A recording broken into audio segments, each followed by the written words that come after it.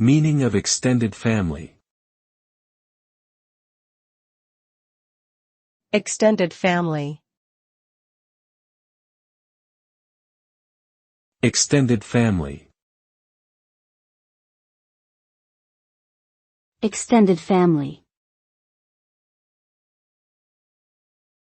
Extended family. The term extended family refers to a family unit that includes relatives beyond one's immediate family, such as grandparents, uncles, aunts, and cousins.